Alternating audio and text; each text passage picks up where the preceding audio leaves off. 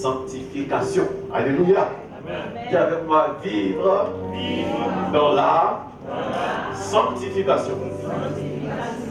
Vivre dans la sanctification. Ce thème-là, c'est un thème qui ne plaît pas trop à beaucoup de gens. Pourquoi? Parce que quand on parle de sanctification, ils savent automatiquement qu'il va s'agir de renoncer à certaines choses. Et malheureusement, beaucoup de chrétiens ne sont pas prêts à renoncer à certaines choses qu'ils aiment, auxquelles ils se sont accoutumés. Ils ne sont pas prêts à laisser ces choses-là pour le Seigneur. Alléluia. Amen. Mais il est important de parler de ça et le Seigneur a vraiment insisté. Il a insisté pour qu'on en parle, il a insisté pour que j'aborde ce thème-là. Parce que ta vie doit changer. Amen. Il a insisté parce que ta vie doit changer. Il y a quelque chose qui doit changer dans ta vie. Et si on n'en parle pas, tu vas passer à beaucoup de choses. Tu vas passer à côté de tes promesses. Tu vas passer à côté de certaines grâces. Tout simplement parce qu'il t'a manqué un élément essentiel qui est la sanctification. Alléluia. Amen. Alléluia. Amen. Alors c'est quoi la sanctification? La sanctification, si je veux la définir simplement, c'est le processus par lequel un chrétien passe pour devenir saint.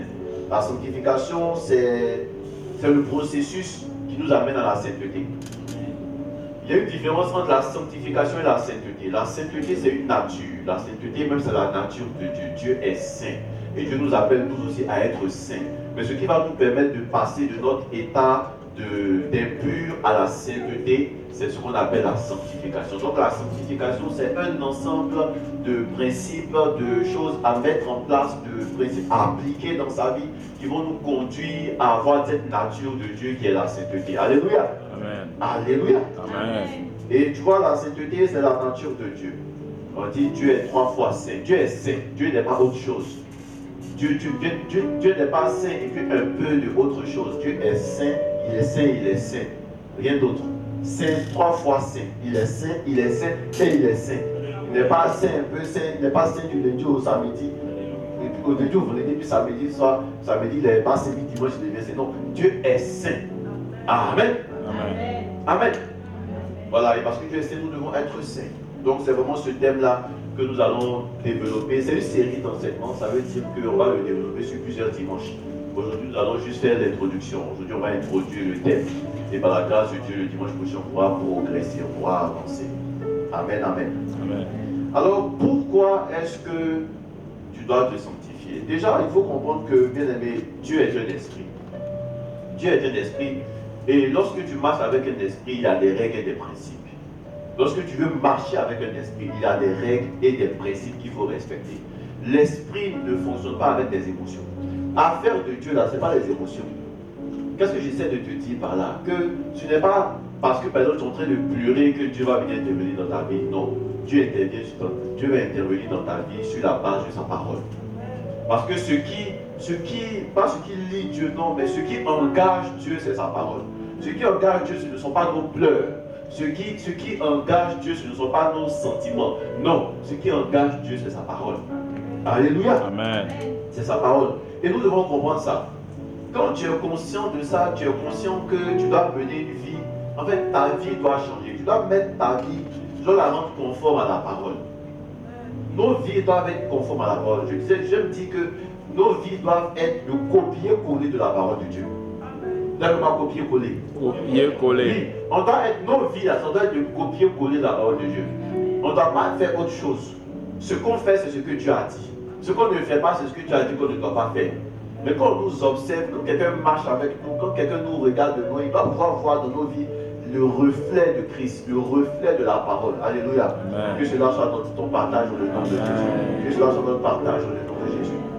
Alors, pourquoi la sanctification? Je vais te donner quelques raisons pour lesquelles il faut se sanctifier.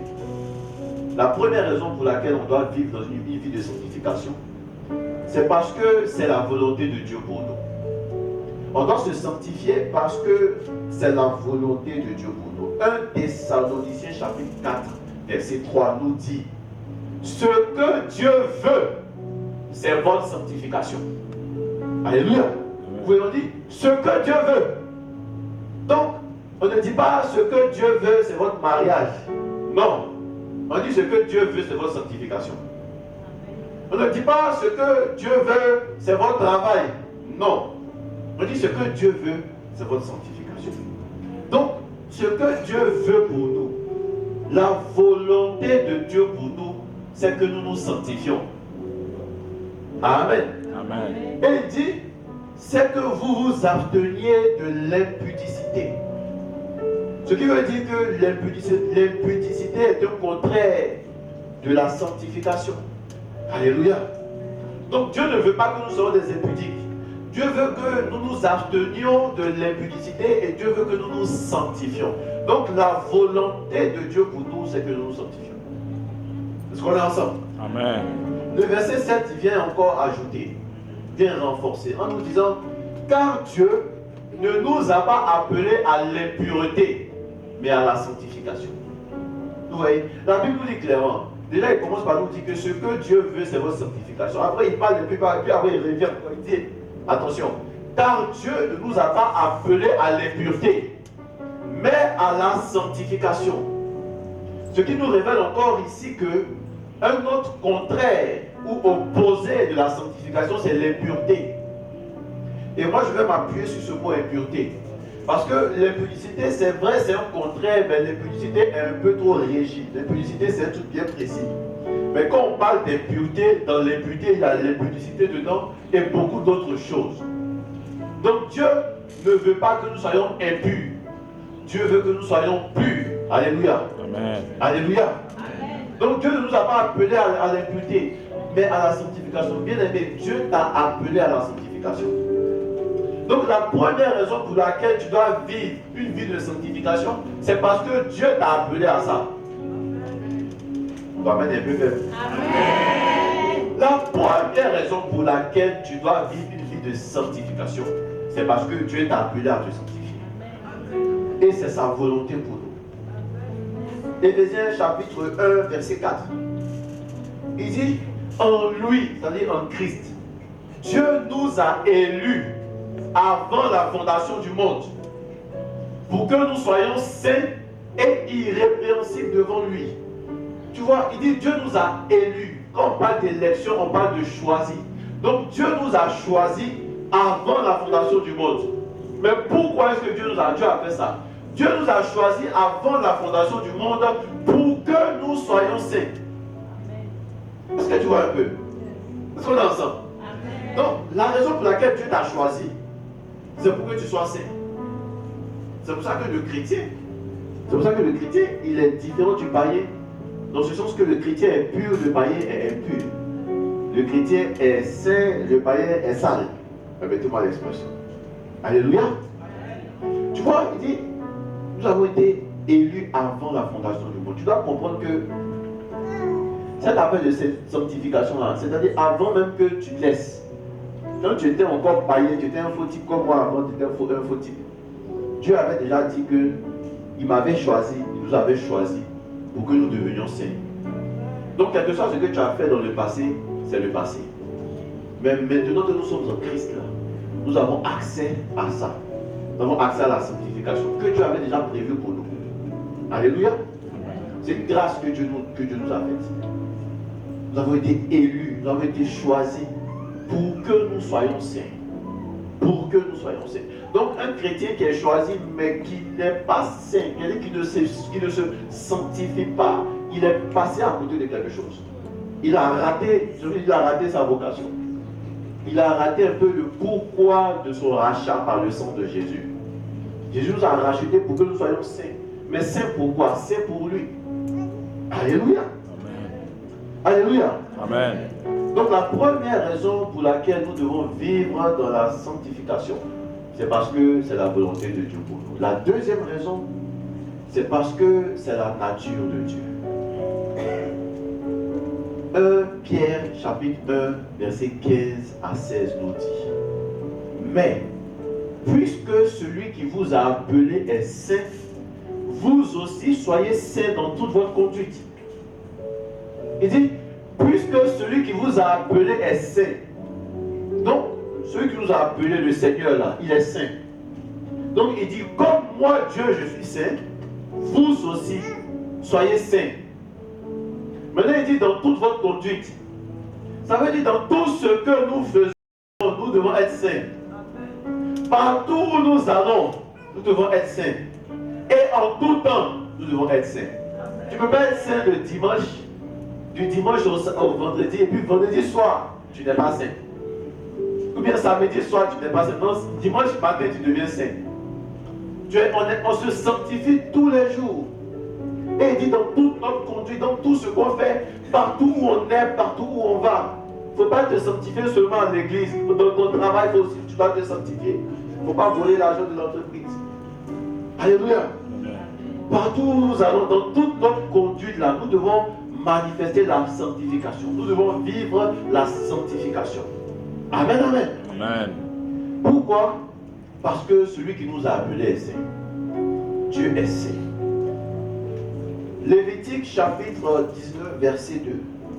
Il dit, parle à toute l'assemblée des saints d'Israël et tu leur diras, soyez saints, car je suis saint, moi, l'Éternel votre Dieu. Il est en train de dire ici au peuple d'Israël que vous tous qui avez été choisis, vous tous qui avez été appelés là, vous devez être saints. Donc tu vois, il s'adresse aujourd'hui à nous les chrétiens. Nous tous qui disons que nous sommes chrétiens, là, nous devons marcher dans la sanctification. Parce que être chrétien, ce n'est pas dans la bouche. Cette affaire, ce n'est pas une affaire de dans la bouche, je suis chrétien. Non, tu es chrétien, ok. Mais est-ce que tu te sanctifies? Il dit, vous tous, l'assemblée, vous, mon assemblée de mes enfants là, soyez saints. Car moi, votre Dieu, je suis saint. Moi, l'Éternel, je suis saint. Notre Seigneur est saint. Donc nous devons être saints comme lui. Alléluia. Amen. Souvenons-nous de ce que j'ai dit au tout départ. C'est que Dieu est un esprit. Et si tu veux pas être en parole avec Dieu, il faut être comme lui. Amen. Amen. Et parce qu'il est saint, nous devons être saints. Nous devons être saints. Nous savons tous que Dieu nous a créés à son image, n'est-ce pas? Donc si Dieu nous a créés à son image, ça veut dire que nous avons la capacité de nous sanctifier. Parce que lui, il est saint. Donc étant son image, nous aussi nous devenons saints. Nous aussi nous devenons saints. Nous aussi nous devons garder notre sainteté. Parce que qu'est-ce qui s'est passé? C'est que nous étions sales, nous étions impurs. Et Jésus est mort à la croix pour nous. La Bible dit qu'il a porté sur lui le fardeau, la charge de nos péchés. Donc Jésus nous a purifiés. Jésus nous a lavés et nous a donné un habit blanc. Une tunique blanche. La tunique blanche, là, on doit la garder blanche. Tu vois, non? Jésus nous a lavés, nous a habillés. On ne doit plus aller se salir. On doit garder la propreté que Jésus nous a donnée. Jésus nous a justifiés par son sang. Parce que justifier, c'est quoi? C'est nous rendre justes, nous rendre saints. Donc quand Jésus nous a rendus saints, nous on doit garder, travailler à garder cette sainteté. C'est pour ça qu'on parle de la sanctification. Alléluia. Amen. Alléluia. Amen. Donc toi qui as été réconcilié avec Dieu par le sacrifice de Christ à la croix, tu dois être saint. Tu dois être saint. Dis avec moi la sanctification. La sanctification. Dis encore. La sanctification. Ça c'est la deuxième raison. La troisième raison pour laquelle nous devons nous sanctifier, vivre une vie de sanctification, c'est parce que la sanctification est la condition pour voir Dieu. C'est la condition pour voir Dieu. Hébreux 12, 14. Suivez bien. Il dit, recherchez la paix avec tous et la sanctification, sans laquelle personne ne verra le Seigneur. C'est clair, hein? Il dit que sans la sanctification, personne ne verra Dieu. Ça veut dire que celui qui ne se sanctifie pas ne verra pas le Seigneur. Mais voir Dieu, ça veut dire quoi? Il y a deux volets dans voir Dieu. Le premier volet, c'est voir Dieu lorsqu'on va aller au ciel. Celui qui ne se sanctifie pas n'ira pas au ciel. Il ira de l'autre côté. Il n'ira pas au paradis. Ça, c'est le premier volet. Non, le deuxième volet, c'est voir Dieu dans notre vie sur terre. Voir Dieu maintenant que nous sommes sur terre. Avant même d'aller au ciel, on doit voir Dieu maintenant. Mais comment est-ce qu'on le voit maintenant? Ou si tu veux, ça parle de quoi? C'est voir la gloire de Dieu. Voir Dieu agir dans nos vies. Quand il dit chercher la sanctification sans laquelle personne ne verra le Seigneur, ça veut dire que si tu veux voir Dieu agir dans ta vie aujourd'hui, si tu veux voir Dieu intervenir dans tes combats, si tu veux voir Dieu prendre ta défense, tu dois te sanctifier. Parce que celui qui ne vit pas dans la sanctification ne verra pas Dieu. Il dit, sans la sanctification, personne ne verra le Seigneur. Alléluia. Amen. Alléluia. Amen. Personne ne verra le Seigneur. Si tu veux voir Dieu te défendre, tu veux voir Dieu combattre pour toi, tu dois vivre une vie de sanctification. Il ne faut pas qu'on soit hypocrite. Ne soyons pas hypocrites. Tu ne peux pas vivre une mauvaise vie et puis c'est toi qui as 1000 sujets de prière. On mène une mauvaise vie et puis on a les lourds sujets. Les grandes demandes. On a nos sujets de prière, c'est long comme ça, long derrière, on a une vie bizarre. Ça ne peut pas marcher parce qu'on ne pourra pas voir Dieu. On ne pourra pas voir Dieu. Tu demandes toujours des grandes choses à Dieu. C'est bien. Tu as la foi. Est-ce que tu te sanctifies? Est-ce que tu vis cette vie-là qui peut permettre à Dieu d'intervenir dans ta vie? Croyez-moi, la Bible me le dit. Ne vous y trompez pas. Ne vous y trompez pas. Les injustes n'hériteront point le royaume de Dieu. Ne vous y trompez pas. Ne vous y trompez pas. Ne nous trompons pas. C'est bien, on a beaucoup de sujets de prière, mais mettons nos vies en règle par rapport à la parole de Dieu. Rendons nos vies conformes à l'évangile, à la parole. Et vivons la vie de sanctification. Alléluia. Amen. Tu vois, on ne peut pas avoir une mauvaise vie et puis c'est nous, on demande beaucoup de choses. On va te demander, on sera frustré. Parce que tu vois, quelqu'un qui ne se sanctifie pas, là, il peut être béni. Mais sa bénédiction qu'il a, c'est la bénédiction de la pluie. Tu vois, la pluie même dit, Dieu dit que lui, il fait tomber sa pluie sur les bons comme les méchants. Donc quand il pleut là, la pluie tombe, ça mouille tout le monde. Donc la bénédiction va mouiller tout le monde. Mais ça s'arrête là. Mais les gens qui marchent en alliance avec le Seigneur, les gens qui en vivent dans une vie de sanctification, eux là, Dieu les arrose. Tu vois, quand tu vis sur la base de la pluie, la pluie a des saisons, la saison des pluies, la saison sèche. Donc quand tu seras dans la saison sèche, tu n'auras pas de grâce. Mais quand tu vis dans la sanctification, Dieu même t'arrose. Même quand c'est la saison sèche là, il envoie une eau spéciale pour toi. Parce qu'il est en alliance avec toi. Qui entre être mouillé par la pluie et être arrosé tous les jours? Qui préfère être arrosé? Tu vois? Et la condition, l'une des conditions pour être arrosé par Dieu, c'est de vivre dans la vie de sanctification. L'une des conditions pour être arrosé par le Seigneur, c'est de se sanctifier. Parce qu'il est saint. Alléluia. Vous savez, souvent on a mal compris la grâce. Le message de la grâce a été mal perçu. On a cru que la grâce venait nous permettre de vivre n'importe comment et puis après on va demander pardon. Ce n'est pas ça la grâce. En vérité, ce n'est pas ça la grâce. Qu'est-ce que Tite 2 nous dit? La grâce ne vient pas excuser le péché. La grâce ne tolère pas le péché. Non. Regardez, Tite 2 dit quoi? Car la grâce de Dieu, source de salut pour tous les hommes, a été manifestée. Elle nous enseigne à renoncer à l'impiété et aux mauvaises et au convoitisme mondain et à vivre dans le siècle présent selon la sagesse, la justice et la piété. Donc la grâce là, elle nous enseigne à fuir le péché. Elle nous enseigne à renoncer au péché. Donc toute grâce qui te donne envie de pécher, puis tu as demandé pardon après, tu n'as pas compris la grâce. Toute doctrine qui vient inciter sur Dieu pardonne, Dieu pardonne, Dieu pardonne, et puis il ne te dit pas cesse le péché, quitte le péché, c'est une mauvaise prédication de la grâce. Parce que tu dis quoi? La grâce nous enseigne à renoncer à l'impiété. La grâce nous enseigne à devenir pur, à rester pur, et non à vivre dans le péché, puis toujours venir demander pardon. Dieu est lent à la colère. On dit il est lent. Il est lent. Quand il est lent, un jour on finit par arriver. Il est lent à la colère. Mais ce n'est pas parce qu'il est lent qu'il ne va pas arriver. Et que la colère de Dieu ne vient pas nous trouver dans des choses bizarres. Amen. Que la colère de Dieu ne vient pas te trouver dans une chambre d'hôtel. Avec une petite. Ou bien avec un grand.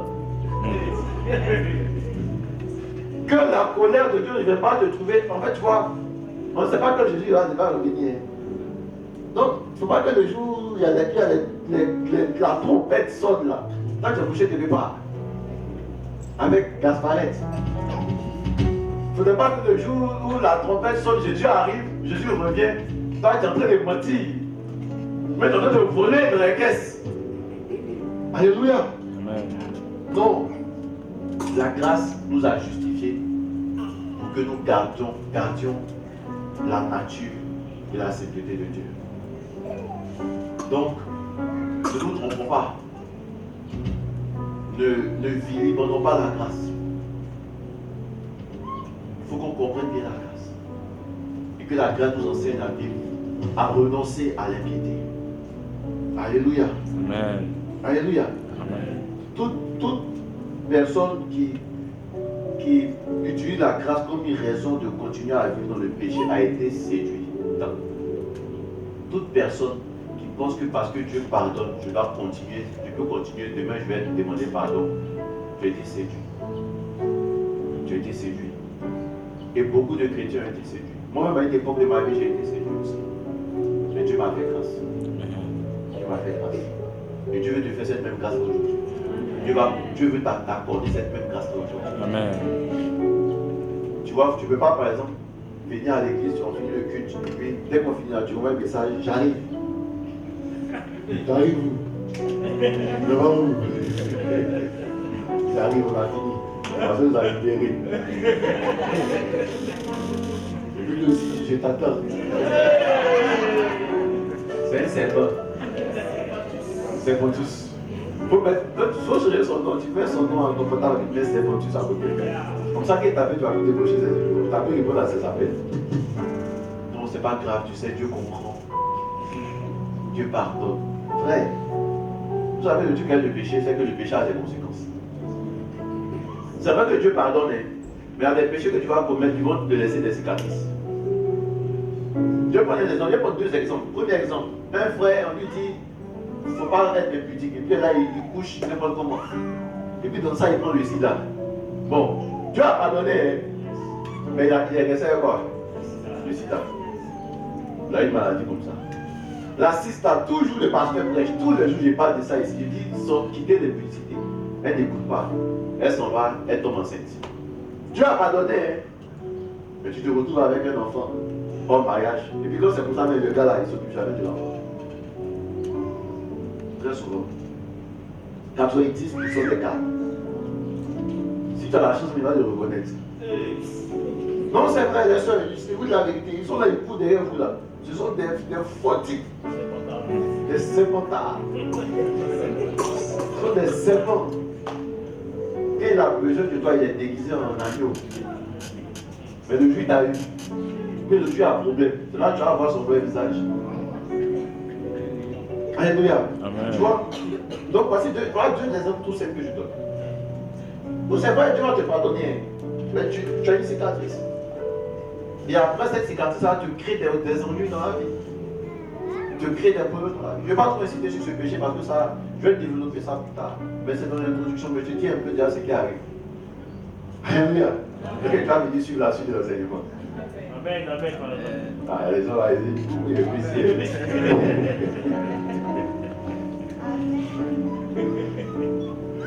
Alléluia. Mes amis, notre vie doit honorer le Seigneur. Notre vie doit honorer Dieu. Ta vie doit honorer Dieu. Ta vie doit honorer celui qui t'a racheté. Ta vie doit honorer le Seigneur. Ta vie doit l'honorer. Si ta vie ne l'honore pas, ta vie ne sert à rien. I'm telling you. Je te dis, si ta vie n'honore pas le Seigneur, ta vie ne sert à rien.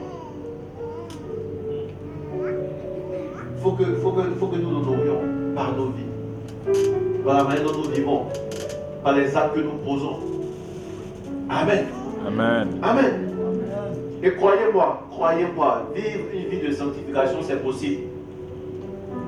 Ce qui fait que souvent les chrétiens n'arrivent pas à se sanctifier, à vivre dans la sanctification, c'est qu'on a reçu de mauvais enseignements qui nous ont fait croire qu'un homme ne peut pas vivre sans péché. Je t'informe que c'est faux.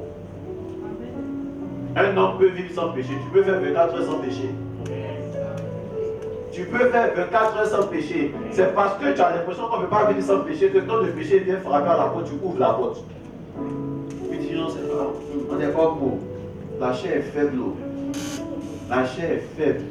Le verset s'arrête pas là. On dit la chair est faible. Mais l'esprit est bien disposé. Ça veut dire que quand ton esprit est disposé, la chair ne va pas te faire tomber. Tu peux vivre une vie sans tomber.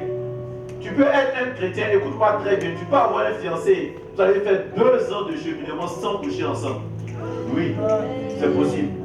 Tu peux vivre une vie, tu es célibataire, tu n'as même pas encore de fiancé.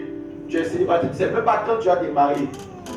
Et puis tu te gardes pur jusqu'à ce que tu trouves une fiancée, que tu te maries. Ça veut dire que tu ne vas pas tomber dans la masturbation. Tu peux vivre, tu peux être un chrétien célibataire sans géminant et ne pas tomber dans la masturbation. C'est possible de vivre sans péché. Il faut déjà shifter, tu vois, shifter ton mindset, shifter sur ta croyance. Il faut shifter sur quoi tu crois d'abord. Mais c'est possible, je vous laisse moi te le dire, c'est possible. C'est possible. D'après moi, c'est possible. C'est possible. Jésus a vécu 33 ans sans péché. Sans péché. Si Jésus a pu faire 33 ans sans péché, pourquoi toi c'est 24 ans sans péché, tu ne peux pas faire? Arrêtez les raisonnements de on pêche en pensée, on pêche en mission. Laissez ça. C'est doïme. Les gens disent non, pauvre petit pécheur. Tu n'es pas un pauvre petit pécheur, tu es un saint. Amen. Tu n'es pas un pauvre petit pécheur, tu es un saint. Tu es une sainte. Sanctifié, lavé par le sang de Jésus. Tu peux vivre dans la sanctification. Et si le Seigneur a insisté et nous donne d'aborder ce thème, c'est parce que Dieu veut te conduire à cette dimension-là. Dieu veut te conduire à être un chrétien, une chrétienne qui te sanctifie véritablement, en public et en cachette. Amen. Amen. Alléluia. C'est possible d'être fidèle à sa femme, d'être fidèle à son mari sans avoir de bureau dehors. C'est possible. C'est possible. Devant-moi, c'est possible. C'est possible. Vous savez, tout ce que Dieu nous demande est possible. Dieu ne nous demandera jamais de faire quelque chose dont il ne nous a pas de la capacité. Dieu va jamais te dire de te sanctifier si tu ne peux pas te sanctifier. Quand Dieu te dit sanctifie-toi, ça veut dire qu'il a mis en toi la capacité de te sanctifier. Je vais te donner un exemple. Regardez Daniel. Daniel, chapitre 1, verset 8. La Bible dit Daniel résolut de ne point se souiller avec les mains du roi. Jusqu'à la fin, Daniel a respecté ça. Il a dit, moi, la nourriture du roi, ça va me souiller. Je veux me sanctifier. Je me garde pour l'éternel. Je ne vais pas manger de ce pain-là. Il n'a pas mangé. Jusqu'à là, à cause de ces principes, on a envoyé même dans la fosse au lion. Mais la Bible dit que Dieu a envoyé, lui, a dit au roi, Dieu a envoyé un ange qui a fermé la queue des lions. C'est possible. C'est possible. Prends la décision aujourd'hui. Prends la décision aujourd'hui de ne plus tolérer le péché dans ta vie. Prends la décision aujourd'hui de ne plus tomber. La médecine est tombée et relevée. Tu tombes aujourd'hui, demain tu te relèves. Tu tombes encore demain tu te relèves. Prends la décision de ne plus tomber et relever. Amen, amen, amen. Non, écoute-moi, c'est possible. C'est possible. C'est possible. Mais tu dois prendre la résolution. Tu dois décider de le faire. Tu dois décider de le faire. Alléluia. Amen. Donc la troisième raison pour laquelle il faut vivre une vie de sanctification, c'est parce que c'est la condition pour voir Dieu. La quatrième raison pour laquelle il faut vivre une vie de sanctification, c'est parce que la sanctification nous permet d'entrer dans nos promesses. La sanctification nous permet d'entrer dans nos promesses. Deutéronome chapitre 28, verset 1. Si tu obéis à la voix de l'Éternel ton Dieu, en observant et en mettant en pratique tous ces commandements que je te prescris aujourd'hui, l'Éternel ton Dieu te donnera la supériorité sur toutes les nations de la terre. Donc voici la promesse qui avait été faite à Israël. La promesse était que Dieu allait leur donner la supériorité sur toutes les nations. Mais cette promesse était conditionnée. Conditionnée par quoi? Par l'obéissance à la parole et au commandement que Dieu allait leur donner. Mais quand tu vois les commandements, il parlait de la sanctification. de se mettre à part. Alléluia. Là, le fait, tu sais, je vais te dire quelque chose. En ce moment-là, le travail que tu cherches là, tu n'as pas encore eu ça parce que tu vis encore dans le péché. L'argent que tu cherches et que tu ne gagnes pas là, c'est parce que tu vis encore dans les péchés que tu n'as pas encore trouvé. Il y a beaucoup de grâce que tu ne peux pas saisir parce que tu vis dans le péché. Parce que tu ne te sanctifies pas. L'une des conditions pour voir les promesses, pour recevoir, saisir les promesses de Dieu, c'est d'être mis à part. Et de se sanctifier pour le Seigneur. De se sanctifier dans le Seigneur. Alléluia. Amen. Alléluia. Tu vois, j'ai plusieurs fois prêché ici que la condition de la manifestation des bénédictions là, c'était que Israël obéisse. C'est qu'Israël obéisse. Et si tu obéis, si tu observes et que tu mets en pratique les commandements que je te prescris aujourd'hui, voici les bénédictions que je aurai. Maintenant, après, ce n'est pas des malédictions. Je pense que ça va dire verset 14 ou verset 15. Il dit, mais si tu n'obéis pas à ma voix, si tu ne respectes pas, voilà, le contraire. Et puis les malédictions elles sont plus nombreuses. Les malédictions elles sont plus nombreuses que les bénédictions. Il y a plus de versets sur les malédictions que de versets sur les bénédictions dans Deutéronome 28. Là. Mais c'est conditionné. Tu vois, il y a des promesses sur ta vie là. Tant que tu vivras, tu ne te sanctifieras pas, tu ne les verras pas. Tous les prophètes n'ont pas venir prophétiser. On va prophétiser. Mais c'est ta vie là. Tu ne la mets pas en règle à la promesse que tu ne vas pas saisir. C'est des choses que tu vas pas voir. On peut te dire par le Seigneur, un prophète peut te dire, ton pasteur peut te déclarer que tu vas te marier à la fin de cette année. Et c'est vrai. Mais si en temps, tu es en train de faire façon, tu vas rater le mariage. Tu comprends ce qu'il y a à faire façon. Voilà. Je ne vais pas tout dire. Si en temps, on dit que tu vas te marier à la fin de cette année, mais si en temps tu es dans une vie bizarre, la promesse ne va pas s'accomplir. Ce n'est pas parce que le prophète a menti, non. Ce n'est pas parce que c'est un faux prophète, non. C'est parce que toi-même, tu n'as pas fait de ta vie la piste d'atterrissage pour le miracle qui devait venir. La piste d'atterrissage pour la promesse qui devait venir. Alléluia. Amen. Est-ce que je parle à quelqu'un? Amen. Est-ce que je parle à quelqu'un? Amen. Tu vois, quand on prie là, Dieu exauce. Dieu nous exauce. Mais la promesse ne peut pas venir. Pourquoi? Parce que Satan va attaquer. Il va accuser. Il va accuser. Tu as demandé une certaine... Tu veux que ta situation change. Ok, Dieu même veut que ta situation change. Mais ta situation ne change pas. Pourquoi? Parce que chaque fois que le changement vient là, Satan monte. Il me dit, Seigneur, il ne mérite pas ça. Parce que regarde ce qu'il fait. Hier même, il monte la photo à Dieu. Hier même, voilà ça. Votre vidéo même, 4K. Hier même. Haute définition. Hier même, voici. Regarde ce qu'il a fait avec Gasparet. Regarde. Seigneur, le voici ici. Et puis Dieu, parce que Dieu il dit que Dieu est engagé dans sa parole. Donc ça reste bloqué là-bas. C'est-à-dire d'envoyer, mais ça ne descend pas. Les anges qui devaient descendre avec, ils sont combattus.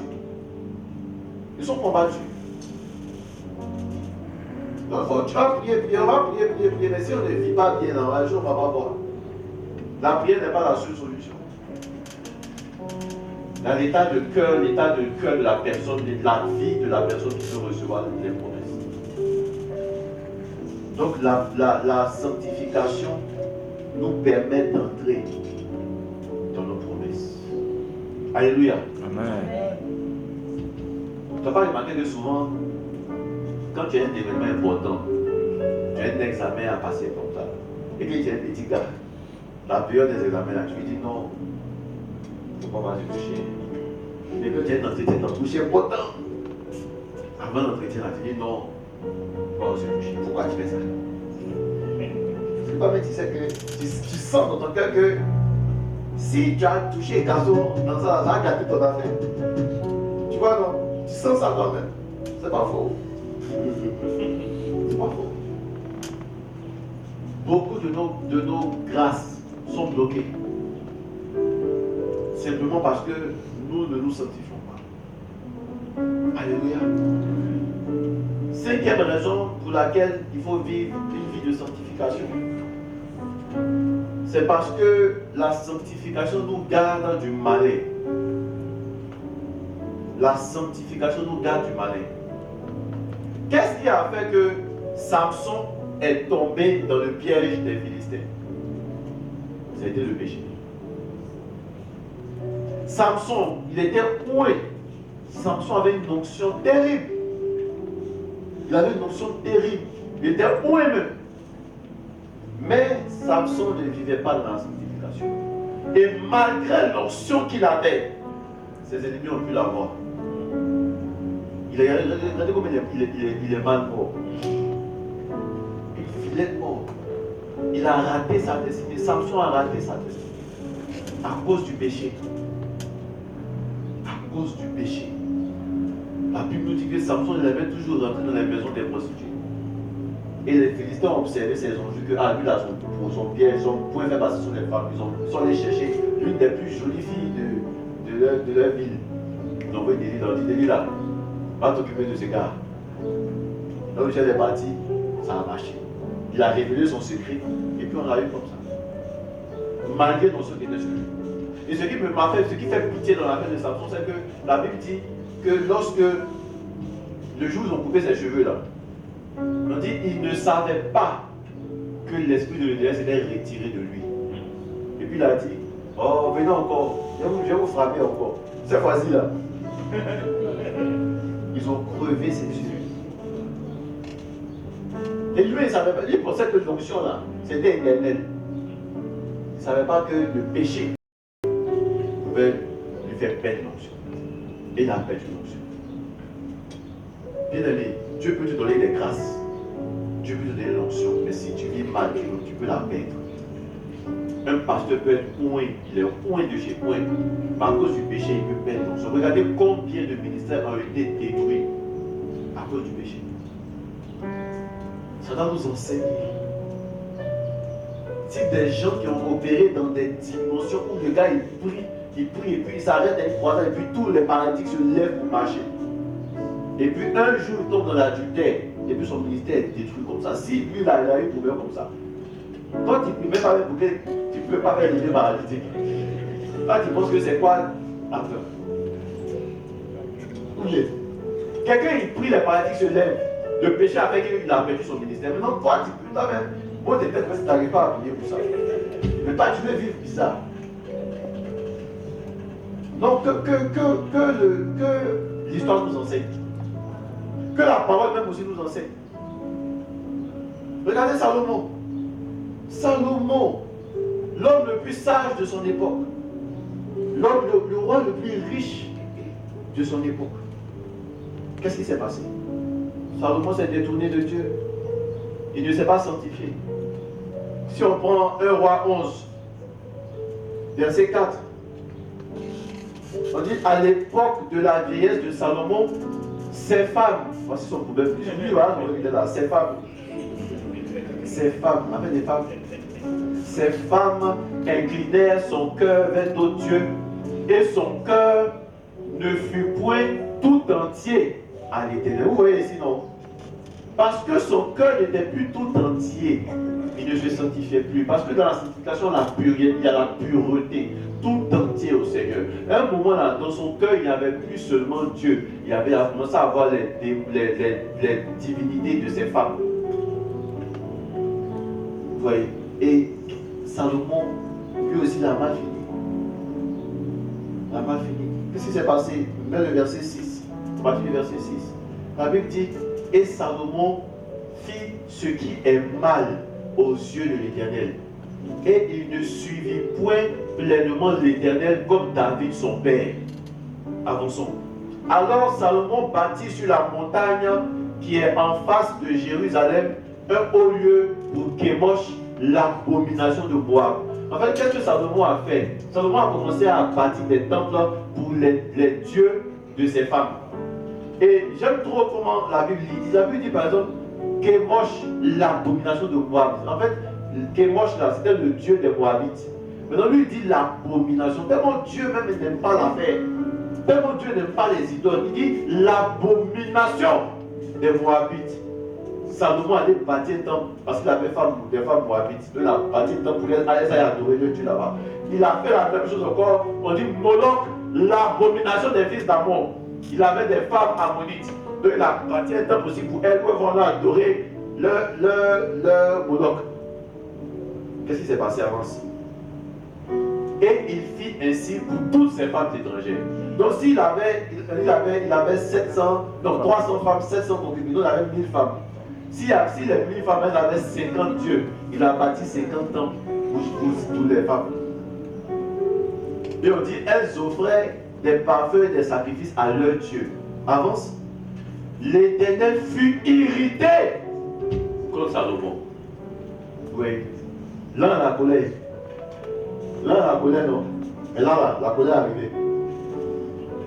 Mais irrité, c'est là, c'est ça. Dieu est lent, l'Éternel est lent à la colère. Il s'est irrité comme ça. Parce qu'il avait détourné son cœur de l'Éternel, le Dieu d'Israël, qui lui était apparu 2 fois. Et Salomon. Avance. Il lui avait à cet égard défendu d'aller après d'autres dieux, mais Salomon n'observa point les ordres de l'Éternel. Verset 11. Et l'Éternel dit à Salomon, puisque tu as agi de la sorte, puisque tu as allé vers d'autres dieux, puisque tu n'as pas obéi à ce que j'ai dit,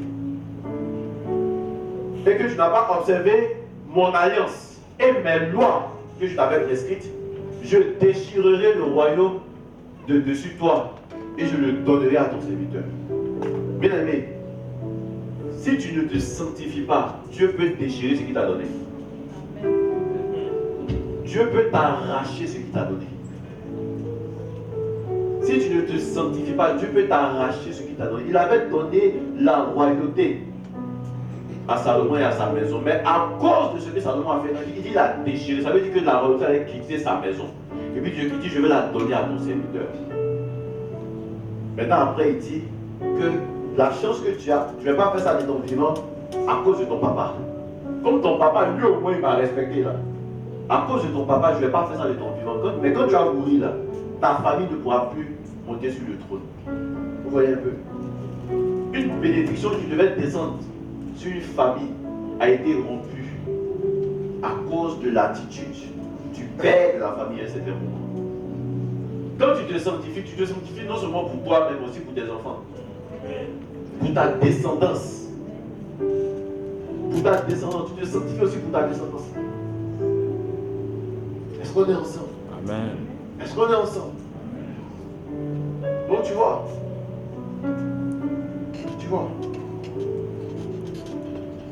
Quand tu te sanctifies, tu es gardé du malin.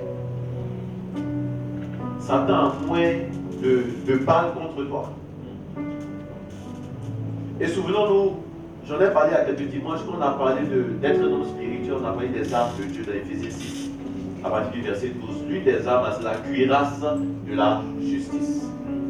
Et je vous avais dit que la cuirasse de la justice est notre sainteté. Donc ce qui va te protéger des flèches des attaques de l'ennemi, c'est ta vie de justice, ta vie de sainteté, de sanctification. Alléluia. Amen. Donc tu vois, faites très attention quand vous voulez faire les combats spirituels. Parce que tu ne peux pas vouloir, par exemple, en train de faire un combat contre un esprit des eaux. Et puis quand tu finis de chasser l'esprit des eaux, tu envoies un message pour dire j'arrive à quelqu'un. C'est pas possible. Souvent là, soyons sages.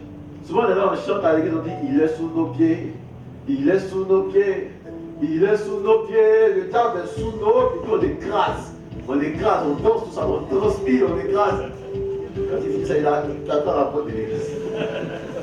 Il attend, il dit, ah bon, c'est moi qui ai écrasé à l'église là. Je t'attends chez Gasparien. Je t'attends chez Tango là. Je t'attends là-bas là. Tu vois les gens, tu vois que ce sont des bons camarades. Mais tu sais pas mon amour, on se voit. Faisons très attention. Faisons très attention. Tiens, on a fait attention. Faisons attention. Parce que lui, il ne joue pas haut. Les méchants, méchamment, foncièrement méchants. Alléluia. Amen. Tu vois, tu ne peux pas vouloir te battre contre l'esprit des eaux et puis tu couches. Tu ne peux pas vouloir combattre l'esprit de pauvreté et puis tu voles. Tu ne peux pas marcher. Tu ne peux pas marcher. Jésus pouvait dire, le prince de ce monde vient et il n'a rien de lui en moi.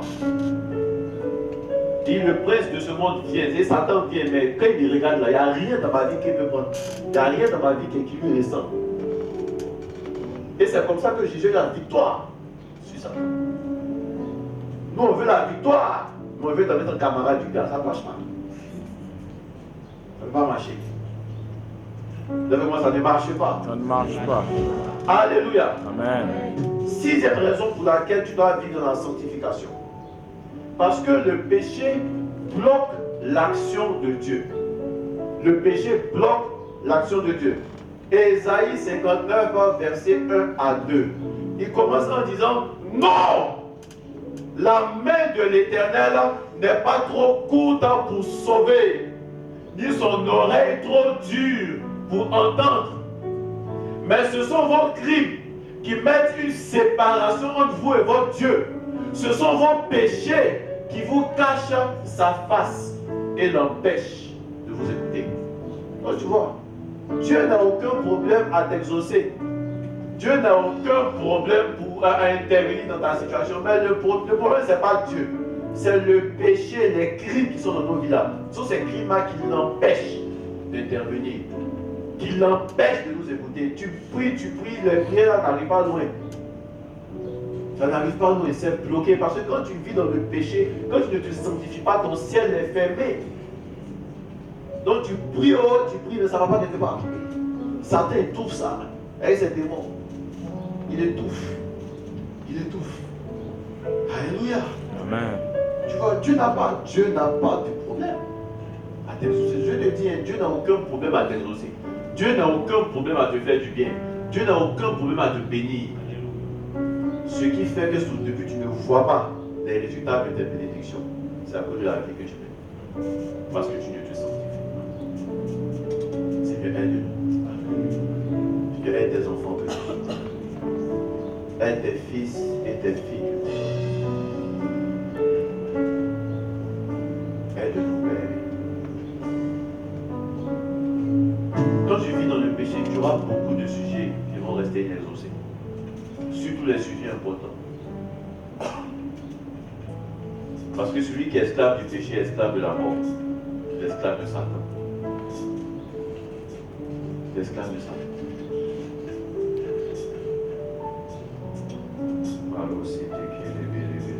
On va prier un peu.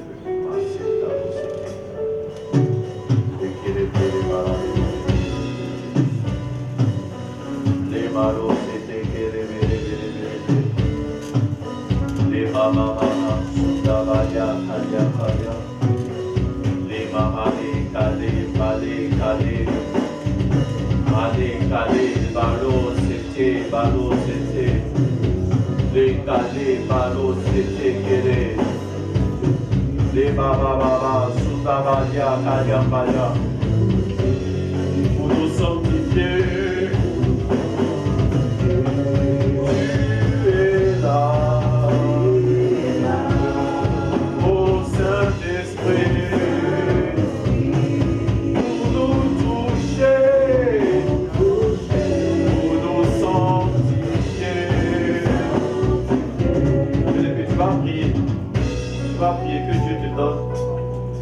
La force de te sanctifier. De ne plus être un chrétien qui tombe, un chrétien qui lutte avec le péché, un chrétien qui marche dans la sanctification. Élève la voix et prie. Tu sais, si Dieu nous donne d'aborder ce thème, c'est parce que cette grâce-là est disponible pour nous. C'est parce que Dieu veut faire de nous un peuple saint. Dieu veut faire des membres de cette église-là, des chrétiens saints, des chrétiens qui se sanctifient réellement, véritablement. Alors pendant que tu pries, cette grâce-là t'est accordée. Pendant que tu pries, cette capacité est disponible, cette capacité est relâchée, cette faveur de Dieu est relâchée sur ta vie. Lève la voix et prie avec moi. Oh, Malo, Sati, Kali, Bali. Seigneur, accorde-nous de nous sanctifier. Nous voulons être une église sainte. Nous voulons être des chrétiens saints, des chrétiens purs. Nous te prions ce matin dans le nom de Jésus. Éloigne de nous le péché, éloigne de nous l'iniquité, éloigne de nous l'impureté. Nous ne voulons plus être amis du péché. Nous ne voulons plus être, Seigneur, facilement tomber dans le péché. Non, papa. Non, papa. Nous voulons vivre cette vie de sainteté que tu nous as promise. Nous voulons vivre cette vie de sainteté à laquelle tu nous as appelés. Oui, toi qui nous as élus pour que nous nous sanctifions. Nous voulons vivre cette sainteté. Nous voulons vivre une vie de sanctification. Que le péché ne se trouve plus dans nos vies. Que le péché ne se trouve plus en nous. Nous te prions, nous te supplions. Oh, allez, allez, accorde-nous cette grâce. Accorde-nous cette grâce. Accorde-nous cette grâce. Donne la victoire sur le péché. La victoire sur le péché. La victoire sur le péché. Dans le nom de Jésus. Amen. Alléluia. Marche en soi.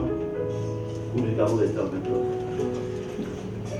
Alors, comme je le disais aujourd'hui, c'est l'introduction. Nous allons voir à partir du dimanche prochain, par la grâce de Dieu, les niveaux de sanctification. Parce que la sanctification a plusieurs niveaux. 1 Thessaloniciens chapitre 5, verset 23 nous dit, 1 Thessaloniciens 5, 23, que le Dieu de paix vous sanctifie lui-même tout entier, et que tout votre être, l'esprit, l'âme et le corps soient conservés irrépréhensibles lors de l'avènement de notre Seigneur Jésus-Christ.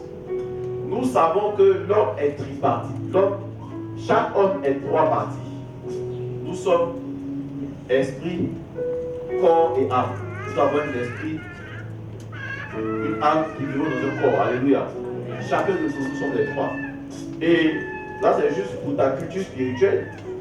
Et si tu mets Ecclésiaste 12, verset 9 à 10, la Bible dit, avant que la poussière retourne à la terre, comme elle y était, et que l'esprit retourne à Dieu qui l'a donné.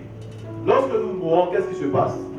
Lorsque nous mourons, notre corps, là, nous-mêmes nous savons, notre corps retourne à la poussière. Notre corps redevient poussière. Notre esprit remonte à Dieu, notre esprit retourne à Dieu. Maintenant, notre âme va au jugement. Ce qui va aller soit au paradis, bien en enfer, c'est notre âme. C'est notre âme qui est jugée. C'est pour ça que la Bible dit à quoi sert-il à un homme de gagner le monde s'il perd son âme. Alléluia. Alléluia. Donc, la sanctification, c'est en trois niveaux. De même que nous sommes corps, âme et esprit, il y a la sanctification du corps, la sanctification de l'âme et la sanctification de l'esprit. Alléluia. Le dimanche dernier, on va commencer la sanctification de l'esprit. On va commencer la sanctification de l'esprit. Et dimanche prochain, c'est ça, c'est quoi? Ah, dimanche prochain, nous commencerons la sanctification de l'esprit. Amen. Et là, je te dis que tu risques d'être choqué. Oui, parce que voilà, quand je pensais pouvoir parler de ça aujourd'hui. Quand Dieu m'a donné, il dit, ah, c'est Dieu, ce que tu dis, il dit ça, il dit, il faut parler. Il dit, hé! Il dit, il faut parler. Donc, dimanche prochain, là, en tout cas, on va se choquer. Mais c'est la parole de Dieu. Voilà. Le monde peut nous avoir enseigné des choses. La société peut nous avoir enseigné des choses. Mais une fois que nous devenons chrétiens, ce que nous devons avoir comme nouveau référentiel, c'est la parole. Et toute pratique qui est contraire à l'évangile n'est pas biblique. Et ça veut dire qu'on doit changer. Amen. Mais je ne dis pas plus aujourd'hui. Dimanche prochain. Alléluia. Que Dieu te bénisse abondamment.